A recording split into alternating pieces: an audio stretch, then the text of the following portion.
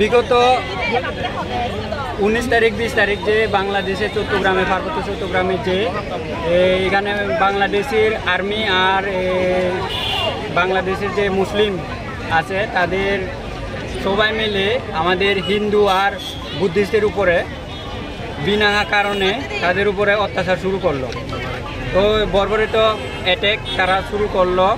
তো এখানে রাস্তাঘাটে মারপিট এবং কি এখনো অবধি আমাদের কাছে 67+ জনের অবধি মৃত্যু হয়েছে। তো আমরা এর প্রতিবাদ জানিয়ে আমরা আজকে এই র্যালিটা আজকে এখানে আগরতলা শহরে আমরা পুরা ত্রিপুরা মিলিয়ে আজকে আমরা আগরতলাতে প্রেস কনফারেন্স রিলি করতে যাচ্ছি। দাবিটা কি আপনাদের?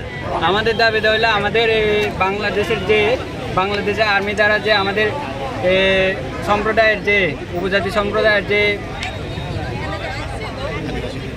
আদিবাসীদের যে মারপিট এবং কি বিভিন্ন ধরনের তার যে অত্যাচার, এই অত্যাচার যাতে বন্ধ করা হোক এবং কি সিএসটি পার্বত্য চট্টগ্রামটাকে আমাদের ভারতের অংশ হিসেবে আমরা দাবি চাই।